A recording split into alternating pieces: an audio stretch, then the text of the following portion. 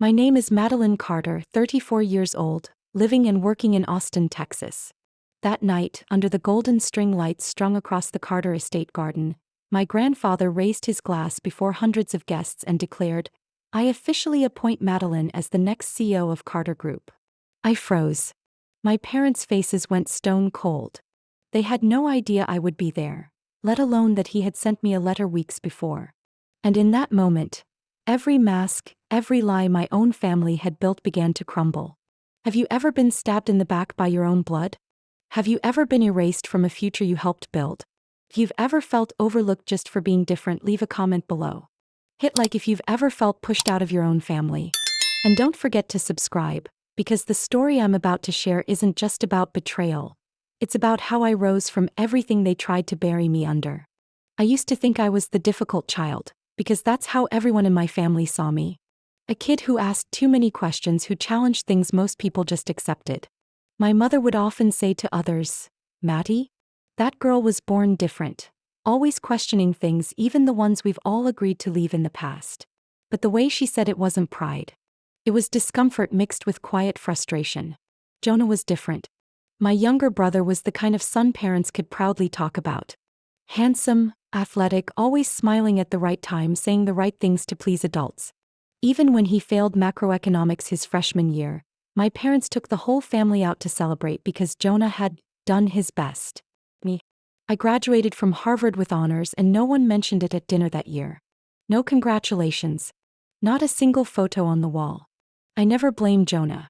He was just playing the part the system had written for him, climbing ladders others built and smiling like he built them himself. But as I got older, I realized I was never truly part of the Carter legacy they all liked to brag about. They still called me Little Maddie at every party, even though I was in my 30s, running my own investment fund in Austin and had just helped an AI company go public with a valuation over $1 billion. But to my family, I was still Maddie who talks too much. Never Madeline Carter, the strategist whose blueprints were studied by actual CEOs. I remember Thanksgiving the year I turned 30. I had just returned from 3 grueling weeks on business trips across Singapore and Paris. Exhausted, but I flew overnight just to make it in time for the family gathering. Everyone was already dressed in coordinated outfits. Men in rust-colored dress shirts and khakis, women in beige silk dresses. No one told me about it. My mother looked me up and down in my black sweater and jeans, then smiled gently. "It's okay, Maddie. You can take the pictures. You're always good with cameras anyway." So I did. I stood behind the lens and snapped shots for every group. Grandparents, couples, Carter descendants across generations. I stayed on the outside, clicking away, listening to their laughter echo as if I were staff at an event I was never invited to. Later, when I helped set the table, I noticed every child had a seat. But there was no chair for me.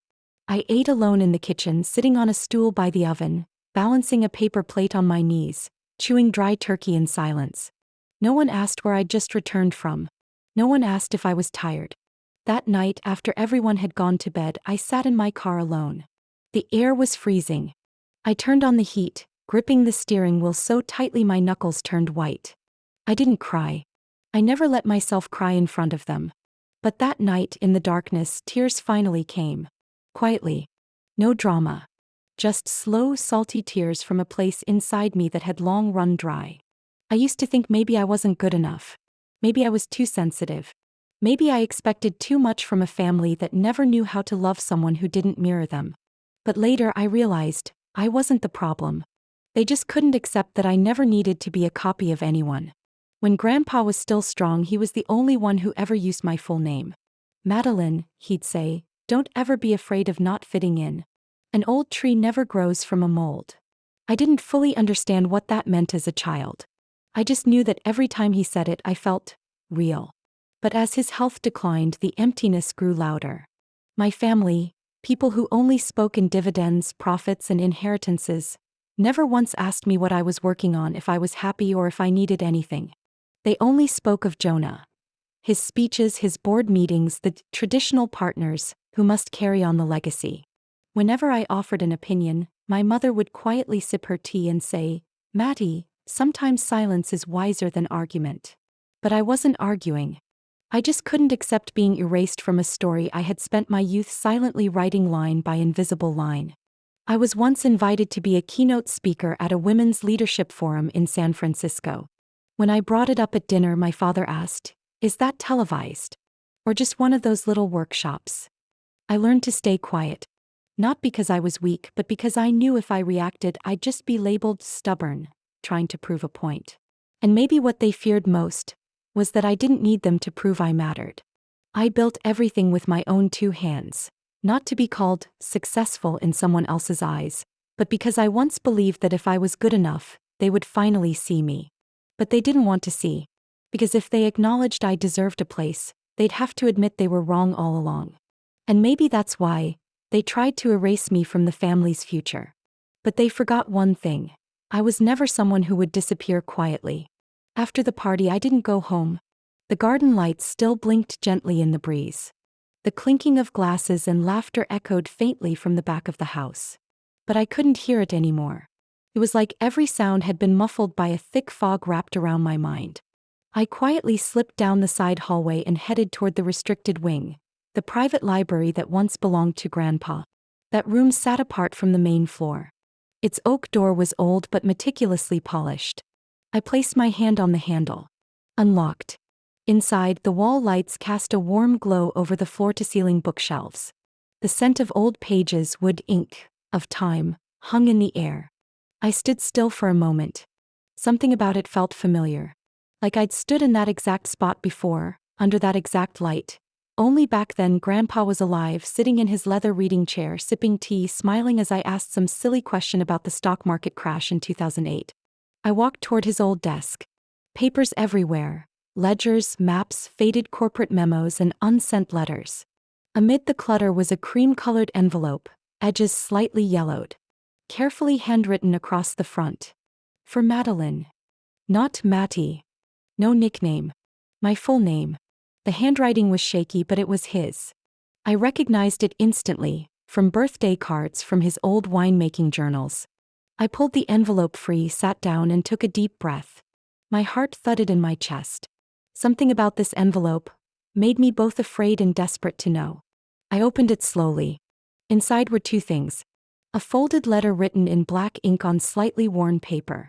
And a thick notarized document, complete with red seals and clear signatures. I read the letter first. Madeline, if you're reading this, I didn't get the time to say what I should have said years ago. I've quietly watched you, the way you work, the way you endure, the way you walk through cold words without losing yourself. I saw you accomplish things Jonah will never understand, holding on to values, not just profits. You don't just know how to run a company. You understand why it needs to exist. And that, Madeline, is the true foundation of leadership. I had to pause. My throat tightened. My eyes burned. I had never heard him speak to me like that. Not so plainly. I turned to the other document. Bold letters across the top. CEO appointment, Carter Group. My name, Madeline Carter, printed clearly next to the title. Chief Executive Officer, effective April 12th. At the bottom were the signatures of my grandfather, Arthur E. Carter, and the company's legal officer, Caroline Bister. I recognize Caroline's signature. I've seen it dozens of times in internal memos. It can't be forged. This isn't a draft. This is the official document, clearly notarized, sealed 3 months earlier, right when I started noticing Jonah acting strangely. I gripped the edge of the paper tightly. This appointment decision was completely different from the name my parents announced at the party. They said he had chosen Jonah. They said I wasn't interested. But the truth is they knew. They knew he chose me. And they deliberately hid it. I looked back at the last line of the letter. Don't let them silence your voice. They will be loud, but you have the truth. And the truth doesn't need to shout to be heard. I folded the letter carefully, as if it could shatter at any moment. My hands trembled, but not from fear. It was anger. It was because my heart was finally confirmed that all the doubts, all the feelings of being pushed aside, they were real. They knew. They had chosen to exclude me. They signed another document, fabricated a story to put Jonah in, as if I had never existed in any plan. I stood up, shoved the letter and the documents into the inside pocket of my coat, feeling like I was holding a spark close to my chest. A A small spark, but enough to burn down the whole curtain of lies they had built. As I stepped out of the library, the night breeze was still cool, but something inside me was no longer gentle. I walked past the long hallway hung with family photos. Pictures of Jonah in the center. Pictures of my parents at their 40th wedding anniversary. Pictures of my grandfather holding baby Jonah. None of me. Only one blurry photo. I'm standing at the edge of the frame, smiling, looking toward them. No one ever looked back at me. I looked at myself in that photo and whispered inside, "He chose me. And this time I will not let them erase me again." I couldn't sleep that night. My grandfather's letter, the notarized appointment document with all the signatures, all felt like a call deep in my chest that I could no longer ignore. But anger alone wasn't enough to answer all my questions. Who hid this? How? And why did they think I would never find out? The next morning, I drove back to my grandfather's old house, where Linda still lived in the guest cottage behind the vineyard. She had worked for my family for over 30 years and was one of the very few who ever called me Miss Madeline instead of Little Maddie. I stepped out of the car while it was still dark, the morning mist clinging to the porch roof. Linda was busy cleaning outside, her apron dusted with white powder. She jumped slightly when she saw me, but her eyes lit up with something familiar. "You're early, Madeline," she said warmly, though hesitantly. "I need to speak with you privately. About Grandpa, and what happened before he passed." She put down her cloth and invited me inside. Her small kitchen smelled the same: cinnamon, butter, and the soft hum of a small radio playing classical music beside the fridge. I sat down, hands clenched. "Do you know anything, Linda? About the CO appointment?" She didn't answer immediately. She poured me a cup of hot tea, then sat opposite me. After a long silence, she exhaled softly. "There are things I didn't know who to tell. But if you're asking, maybe it's time." I froze. Linda had never said that to me before. "Your grandfather, he knew exactly what he wanted. He told me once, Madeline is the only one who understands both the ethics and the strategy." But then, one day late March, there was an unusual family meeting. At that time, he wasn't too weak to decide for himself. But after that day, everything changed. I stared at her. "Do you know what they did?" She nodded slightly. "I wasn't there personally, but Olivia was. She called me after that meeting, crying." My heart clenched at the name Olivia, Grandpa's longtime assistant who was always by his side in meetings, writing down every word he said. I always believed if anyone kept Grandpa's memory and truth, it was Olivia. I called her immediately. 3 hours later, I was standing outside Olivia's small apartment in the senior living complex on the north side of town.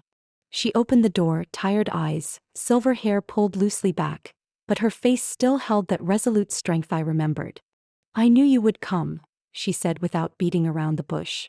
We sat in her small living room, sunlight quietly filtering through thin curtains. "Olivia, I need to know. That March meeting. I was chosen. I know that. But what happened after?" She said nothing, stood and walked to her bookshelf. She took out a small wooden box. Inside was a folder and a nameplate clearly printed, "Madeline Carter, board seat." "This," she said, "was printed before the meeting. Your seat was ready. Your name was on the list, the documents in the folder. But," she hesitated, "your father. He came in early, took the name tag off the chair and told the organizer, 'She does not represent the future of Carter Group.' Then he told me to replace it with Jonah's name." Felt like someone punched me in the stomach. "And Grandpa? Did he object?" Olivia looked at me. "He did. He objected fiercely. But they didn't stop there. They came back a week later. This time your mother and Jonah came with them." I closed my eyes. My heart pounded so loud it felt like it might burst. "Olivia, is there any proof? Do you still have anything?" She hesitated, then nodded. "Not me. Linda does. The internal security cameras in the library, the place where they pressured him to sign the new plan. Linda secretly saved the footage." I immediately returned to Linda's house, my hands still trembling. She was waiting as if she had expected me. "Are you sure you want to see it?" she asked. "I have to." She led me to the small office behind the kitchen where an old computer sat. She opened a folder named Arthur, Private, then selected an untitled video file dated March 23rd. The screen lit up. My grandfather sat in a chair, looking tired but his eyes still bright. Across the table were my parents and Jonah. They were talking, but the tone was no longer discussion. It was pressure. My father said, "Dad, this only changes a little to have Jonah's name temporarily. Little Maddie isn't practical. She doesn't know how to maintain the family's value." My mother interrupted, "It's just legal procedure, Dad. No one outside the family will know. We can still say you chose him." Jonah sat quietly, smiling that smug smile I wanted to smash through the screen. Then my grandfather growled, angry like I'd never heard before, "You think I'm not aware? You plan to blind the whole family? If you say one more word about this, I will cut all your names out of the will." No one responded. The entire room in the video was silent. Finally, my father stood up, his face cold, gathering the folder and saying, "Then you've chosen your side." The video ended. I couldn't say a word. Linda quietly turned off the screen. The light in the room dimmed, as if the house itself was holding on to my grandfather's last words. I sat there, hands on the table, staring at the empty space where the screen had just gone dark. The feeling inside me was no longer pain. It was determination. A cold yet burning resolve. They thought they had blinded everyone. But they forgot one thing. I don't need their recognition anymore. I only need the truth. And now I have it. The next morning, I reopened the letter my grandfather left, carefully turning each page, following the small brown ink writing near the bottom. "If anything happens, find Hank Ridley. He knows what to do." I vaguely remembered that name had been mentioned by him years ago, during a meal when it was just the two of us. A name never brought up in any official family meeting, never appearing in Carter Group's internal records, yet appearing right when I needed it most. I typed Hank Ridley into the search engine. No website. No LinkedIn. Only an old address listed in a public record from 2003. A small office in the southern suburbs of the city, about 30 minutes drive from downtown. The lawyer's office nestled between two antique shops, a faded wooden sign quietly hanging on the porch. H. Ridley, Legal Affairs. Dusty glass windows let out a faint yellow light through wooden blinds. I pushed open the door, a soft chime ringing. The smell of old wood and parchment drifted in. No receptionist, no digital screens, just tall bookshelves, a few old case files stacked on a side chair, and the sound of a drawer sliding open behind a wooden screen. A man about 70 stepped out, neatly combed silver hair, reading glasses perched on his nose, wearing a dark knit vest. But his eyes were sharp, steel bright. "You're Madeline Carter," he said, not asking but stating. I nodded. "You know me." He smiled slightly, nodding toward the back. "Your grandfather said if you came, the time had come." I followed him into a small back room. Not large, but so tidy it felt almost ceremonial. A large mahogany desk, two leather chairs, and on the wall, a framed map of Austin from the 1960s. I placed my grandfather's documents on the desk. "I think I need you to confirm this is real. Legitimate." Ridley put on his glasses and slowly flipped through each page. When he stopped at the appointment decision, his finger gently touched the edge of the paper, then flipped it over. "This signature is Arthur's," he said slowly. "No one can mimic the curled stroke on the E in his name." I sat quietly, heart pounding in my chest. "And the notarization?" He pulled a small magnifying glass from a drawer and inspected the seal. "This is a stamp from the Federal Notary Office for Western Texas. Caroline Bister has verified countless high-level documents for over 20 years. I know her. Genuine signature. Real ink. Authentic seal. No doubt." I sighed deeply. I felt like someone was holding the thread before it slipped from my hands. "What about the documents my family is using to put Jonah up? They call it an updated intent." Ridley's lips curled, almost a sad smile. "I have a copy from a third party. It's just a draft. No signatures. No notarization. No legal effect. If they try to use it to overturn this original appointment, they're skating on thin ice." I looked at him, unable to hide my worry.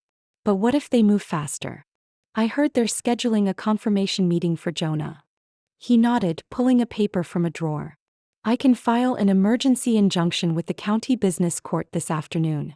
A temporary order blocking any appointment actions until documents are verified." I clenched my fist. "Are you sure we'll be in time?"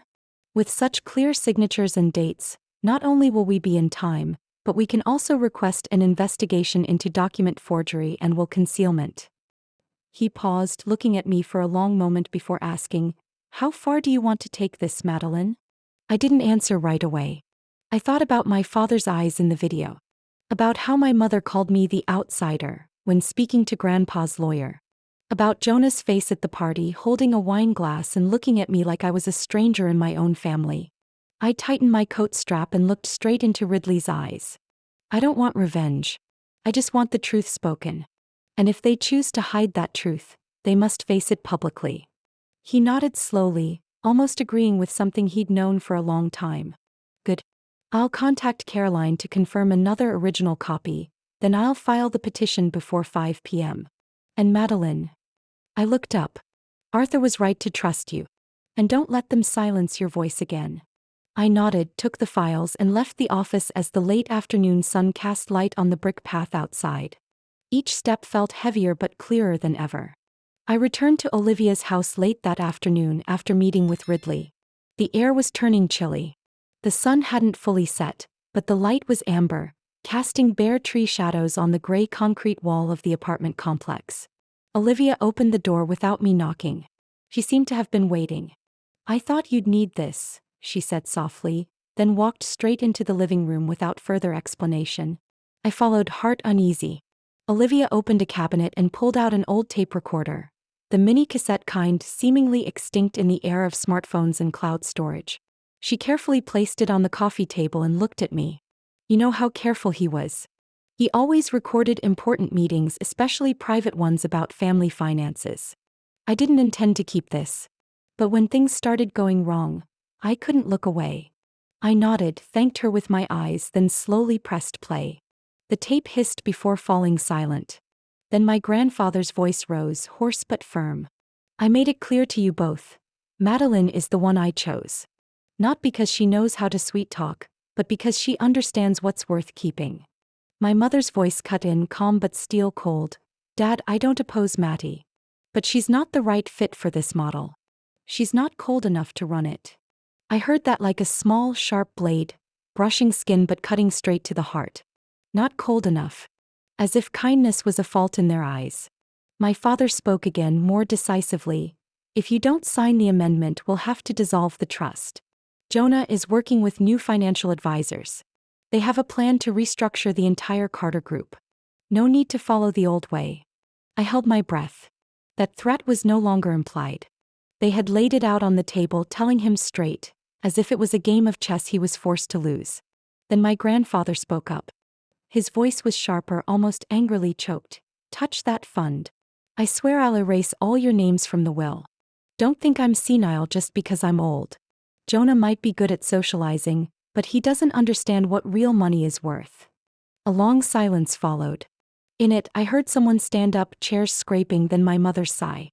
Her voice was low, almost complaining. "I don't want to do this, Dad. But you're putting the wrong person in that position." He answered like a decisive blow. "No, you're putting greed above blood." I paused the tape.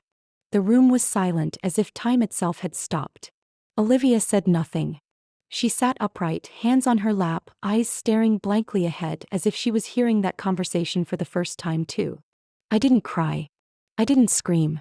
Nothing exploded. There was only a strange, deep silence pressing down on my chest. The silence of someone who just heard a truth their heart had long suspected but still hoped wasn't real. I rewound the last part, playing it quietly, hand resting lightly on my knee, eyes fixed on the recorder as if facing my own family directly. "She's not cold enough to run it. Dissolve the trust. I will erase all their names from the will." Each word was like a carving, slow but deep. I looked up at Olivia. "Why did you keep this until now?" She looked at me, eyes drifting into a distant memory. "I used to believe it wouldn't be needed, that things would go back to where they belonged. But when I saw how they organized the appointment meeting, how they tried to hide your presence, I knew he needed a witness. Even if just from the shadows." I reached for the recorder again, feeling its weight heavier than any object I'd ever held. Not because of its mass, but because of the truth it carried. "Thank you," I said, my voice steady but not proud. Just a simple voice of someone finally holding the missing piece. Olivia gently squeezed my hand as she saw me to the door. He trusted you. Long ago. The story was just rewritten by others. I said nothing, just nodded and stepped outside. It was dark. Cold wind. Yellow streetlights casting pale glows on dry leaves scattered across the sidewalk. But inside me something had started to burn, quietly, steadfastly. Not a fire of anger but a light. The light of truth and of something I knew I could no longer step back from. The Carter Group headquarters stood in the heart of Austin's financial district. A cold glass and steel structure where million-dollar contracts were signed behind soundproof doors and perfectly pulled espresso shots. I had passed this building hundreds of times, always as an outsider. But that morning I was no longer outside. The security guard recognized me from the birthday party. He gave a slight nod and asked no questions as I showed the temporary badge prepared by lawyer Hank Ridley. 17th floor, special conference room. Frosted glass doors, bright lights inside, a man's voice echoing out. I believe with the full confidence of the board, Jonah will carry forward the family traditions strongly and innovatively. I recognized the voice of Mr. Graves, the board chairman. A man known for neutrality and caution. But now he was opening a meeting where I wasn't even on the invite list. I walked in. No knocking. No announcement. The room fell silent immediately. 12 people sat around a long glass-topped wooden table, Jonah at the head, wearing a dark blue suit, matching tie, a forced smile freezing when his eyes met mine. My father stood behind him, clutching a folder lightly, while my mother sat in a far corner, her eyes clearly clouded with surprise. I walked to an empty seat near the center, opened my purse, pulled out a flash drive and a neatly clipped folder, hands steady. Before you proceed, I spoke calmly, not loud, not forcing, but every word like a knife stabbing straight into the meeting. I believe this document needs to be reviewed. Graves looked at me, then at Jonah. What is this, Ms. Carter? I placed the USB on the table. A video recorded officially by my grandfather with lawyers and notaries present, confirming I am the successor CEO of Carter Group. And this, I placed the original appointment document on the table, is the signed, sealed, and verified paper from 3 months before his death. Documents this board has never been shown. No one moved. I looked at Greg Vaughn, the longest-serving board member who sat beside my grandfather for nearly 3 decades. Mr. Vaughn, I said directly, I know you have heard the recording. I believe you know I'm telling the truth. Greg looked at me. His aged face showed tired eyes, but a spark of someone who has seen too much falsehood in life. I have heard it, he said slowly, then turned to Graves. I demand this meeting be suspended immediately until the evidence is reviewed and verified. Graves frowned. Greg, this is a special meeting. And it will be a farce if we continue while legitimate evidence remains unchecked, Greg interrupted. For the first time in my life I heard him raise his voice. Graves sighed and signaled an assistant to turn on the projector. I handed her the USB and sat down, watching everyone's reactions. The screen lit up. My grandfather appeared in his study wearing a white shirt, sitting at the center of the table with Caroline Bister, the company lawyer, and Mr. Ridley beside him. On April 12th, his voice clear and firm, I, Arthur Carter, declare Madeline Carter as the successor CEO of Carter Group, effective upon my passing. This decision was made and verified before legal counsel and witnesses. Then he smiled gently at the camera. She may not be who you expected. But she's who this company needs. The video ended. Silence filled the room as if all the air had been sucked out. My father opened his mouth to speak, but Graves raised his hand. Enough, Mr. Carter. I think the rest will be discussed under legal supervision. Jonah sprang up. This is a setup. We already have another plan. The document she presented bears Arthur's signature, Greg stated clearly, not letting him interrupt. I know that signature well. And I do not agree that we vote on appointments while the truth remains hidden. Graves stood up, looking around the table. The meeting is adjourned temporarily. We need time to review all the evidence. All documents will be submitted to the company's legal department for verification. Until a new decision is made, all activities related to the official CEO appointment are suspended. I stood up without saying another word. I didn't need to win with words. I had brought the truth. And the truth was enough. I walked out of the meeting room, leaving behind a space that felt a few degrees colder, an atmosphere thick with confusion and caution. But ahead, I knew clearly, there were still many cards left unturned.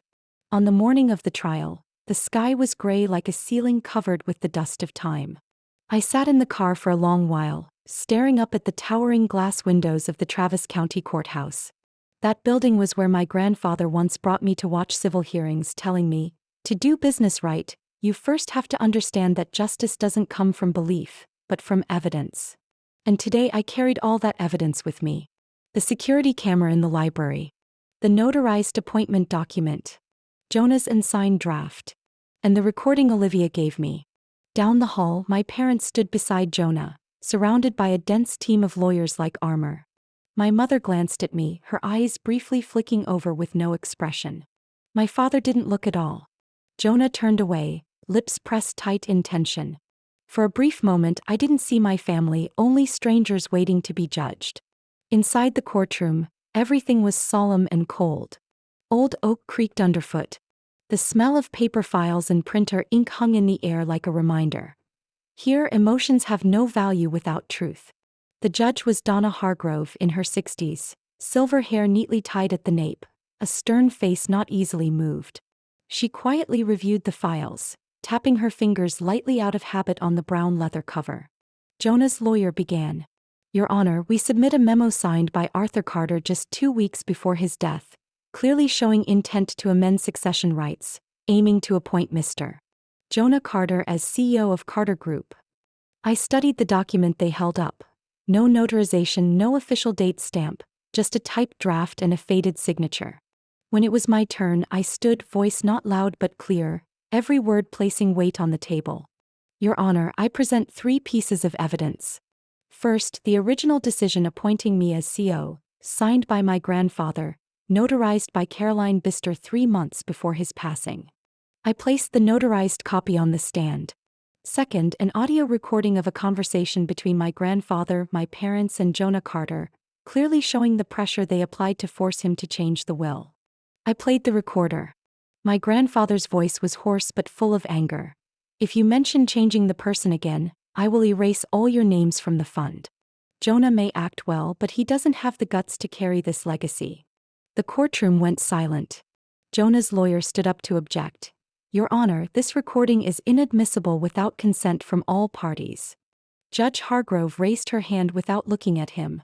The recording was made on Arthur Carter's private property, using equipment he owned and controlled. It is valid evidence under Texas state law. Objection overruled. I continued. Third, the memo they used against me is an incomplete document, not notarized, without legal witnesses. My grandfather's signature doesn't even match the verified sample in the internal system. I added a signature verification report to the table. The judge examined everything silently for nearly 5 minutes. The atmosphere grew dense. I glanced at Jonah clenching his fists, his face pale. My mother closed her eyes, while my father leaned on the table, lips pressed as if wanting to tear apart the files in front of him. Finally, Judge Hargrove looked up, her eyes sharp as a scalpel. After reviewing the original documents, notarizations, and verified audio evidence, the court rules as follows. All appointments of Jonah Carter as CEO of Carter Group are invalid. Madeline Carter is the legally appointed CEO, with full procedural compliance and irrefutable evidence. No applause. No sighs of relief. Only silence. The heavy silence when a mask is removed before justice. The judge continued in the same tone. The court also orders a separate investigation into the interference and falsification of succession documents, with the defendants including Mr. and Mrs. Carter as well as Jonah Carter. Their rights to participate in company management are suspended immediately until the investigation concludes. I bowed my head in thanks. Not for victory, but because the truth had finally been named for what it was. When I stepped out of the courthouse, the sun had softened. No reporters yelling. No whistles of celebration. But the wind blew more gently through my hair. The air felt less dense. And inside me, not pride but clarity. I didn't win by taking a position. I simply reclaimed what was rightfully mine, what they tried to bury. I returned to the old property one late afternoon, days after the trial. The two-story wooden house nestled among leafless grapevines, wind whispering through half-closed windows like the breath of an unquiet memory. That house was where my grandfather laid the first foundation of Carter Group, before it became an empire with boards, shareholders, and layers of quietly intertwined power. I walked barefoot over the gravel floor, the small stones waking a familiar feeling under my soles. As a child, I often snuck off my shoes to run between the vines with him. He never scolded. He said, "To understand the earth, you have to feel it beneath your feet." Entering the house, I opened all the doors to let the late afternoon light flood in, sweeping away the musty smell of mold and dust. Everything was still there: the long wooden table, the wood stove, the old wine racks. But the small study where he used to write notes, where he laid out maps of new vineyard developments, seemed to hold more secrets than I ever knew. I gently pulled open the second drawer of the desk where I used to hide a half-eaten cookie. It still creaked with the familiar squeak. But I found a slightly loose panel along the bottom, as if someone had removed it and replaced it imperfectly. I slid my hand under the edge and pressed gently. The panel popped open. Inside was a thin drawer just big enough for a stack of papers. I pulled out a faded envelope, unsealed, with a simple line written on it. "If you've found this, it means you've stood up." I sat down in the chair by the window, my hand resting lightly on the edge of the letter, so gently I feared it might crumble into dust at the slightest touch. The paper was thin, a little yellowed, but the handwriting was still bold, the ink slightly shaky but perfectly aligned.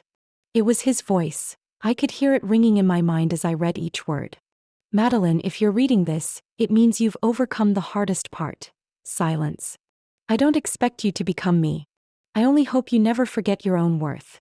You don't have to live my legacy. Live your own path. Carter Group is a foundation, not the finish line. If you're strong enough to see they reject you, you're strong enough to build something new, not from anger, but from choice." I folded the letter, holding it in my palm, and sat quietly for a long time. No tears. No sobs. Just the feeling of finally hearing the words I'd waited a lifetime for: that I am not a copy, nor a keeper of someone else's flame. I am the one who lights the fire. That night I slept in the old wooden house. No central heating, but the wood stove still worked, and I lit the fire as he had taught me. The flickering light danced across the ceiling, reminding me of the nights we played chess together, when he'd let me win but always made me explain every move. The next morning I returned to the office. But not to expand Carter Group in the old way. I came to start a new entity, an independent branch with separate funding apart from the inherited management system. I named it the Root Initiative. People ask why I chose that name. I simply say, because roots are buried underground, unseen, but if they aren't strong, nothing else can stand. The first grant I approved was for a 23-year-old woman from Nebraska, who had been denied loans 3 times because she had no male cosigner. She wanted to start a 3D printing tech company serving community healthcare. I read her application for 2 hours, then wrote on the memo line, "For the girl they never chose." A week later she sent me a photo, standing in front of her first office sign, holding up the grant certificate, tears sparkling in the sunlight like a silent reply. I said nothing to my parents. They had moved away when the investigation began, living quietly somewhere in Arizona. No apologies. No calls. I didn't need any. Because I now have something they never gave me: the right to choose my own path without needing anyone else's approval. I still keep that last letter in a small frame on my desk, beside the bonsai vine I grew from a cutting in my grandfather's garden. Every morning I water it and read a line from the letter like a reminder: you don't need blood to be called family. And it's true. Family isn't always where you're born. Sometimes family is the place you choose to rebuild, out of what was once taken from you. Her name is Riley Mitchell, 23 years old, light brown curly hair, eyes full of determination from someone who's never truly been hurt. Her file landed on my desk one early afternoon, accompanied by a short recording, Riley answering an interview with a voice both steady and holding back tears behind glass. "I want to build a platform connecting young female engineers in rural areas. Not everyone is born in the city with a network and mentors. But that doesn't mean they aren't talented." The fund manager who passed the file to me whispered, "This case was rejected 3 times by other review boards. No cosigner. Her family strongly opposed, telling their daughter not to enter the men's industry. I read the notes on the grant application. Ideas sparked after a dinner interrupted by her father breaking the model of the printer she built by hand. I needed no more. I sat at my desk and signed off on the first grant from the Root Initiative. The amount was small for a corporation, but I knew it could open a door that Riley had only dared to dream of through a window. On the memo line of the transfer, I wrote in clear handwriting, "For the girl they never saw coming." I don't know how she felt reading that line, but I know it came from a very real place. The place where I once stood, once labeled not fit enough, too emotional, too stubborn, too different to be chosen. 2 weeks later, I received a small envelope from Nebraska. No logo, just carefully slanted handwriting with my name. Inside was a Polaroid photo. Riley stood in front of a large whiteboard. Behind her was an empty space remodeled into her first startup office. On the table was a plastic 3D printed model, rough but detailed. She held up the grant certificate, eyes shining, mouth half smiling, half astonished. Along with it was a small handwritten note. "You don't know who I am. But I will never forget who you are." I placed that photo beside my grandfather's framed letter on my desk, beneath the bonsai vine I water every morning. The tiny leaves had begun to turn a soft yellow, signaling the coming of fall. That morning I returned to the old farm. No announcement, no notice, carrying nothing but a notebook and soft canvas shoes. The air was crisp, sunlight pouring down old paths like a memory called back by light. I walked along the rows of vines. The leaves had started to turn red, a few late-season clusters still sparkling under the low sun. I stopped at the spot where he used to stand, the far corner of the vineyard where the land slopes gently, offering a sweeping view of the small valley below. He once told me, "If you stand here long enough, you can hear the grapevine breathing." I don't know if grapevines really breathe. But I do know this. Some wounds don't heal because they're treated, they heal because we finally stop being ashamed to carry them. I pulled an old napkin from my pocket, a piece of cloth he used to fold into a triangle after every family gathering, scribbling a word on it and leaving it for me as a little game. On this napkin was the word he had written: stillness. Stillness. Not the silence that swallows you whole, but the stillness of someone who knows they're standing in the right place at the right time, holding the whole truth in their hands. A gentle breeze carried the scent of sunshine and damp earth. I breathed deeply, slow and full. No witnesses needed. No audience. Just me in the space I knew I belonged to, not because of status, but because I dared to reclaim it from those who thought they had the right to write my ending for me. I turned and walked away, my shoes gliding over the ground without a sound. In the sky, the last rays of daylight stretched long, painting the narrow path between the vines golden. I walked in that light, not as a winner, not as a survivor, but as myself. Because some truths don't need to shout. They only need to stand firm. And I, after everything, have finally learned how to stand there. Not for anyone else. Not to be recognized. But because I stopped asking permission to exist. And started living fully, truly, in my own life. Have you ever been pushed out of the very home you once called your own? Ever stood before people who share your blood but felt like a stranger passing through? It took me many years to understand. Recognition is important, but it doesn't have to come from blood relatives. What keeps me standing is belief in myself and in values no one can take away, no matter how hard they try. What about you? If it were you, would you choose to confront, or stay silent to keep the peace? Leave your thoughts in the comments. I will read every single one with respect. And if you think this story deserves to be told, if you've ever found yourself in a situation like mine, please like, share, and subscribe. Because what you just heard is only one of many true stories. About betrayal, about choices, and about new beginnings from places that seemed like endings. The stories ahead might just be the whispers you've been waiting to hear.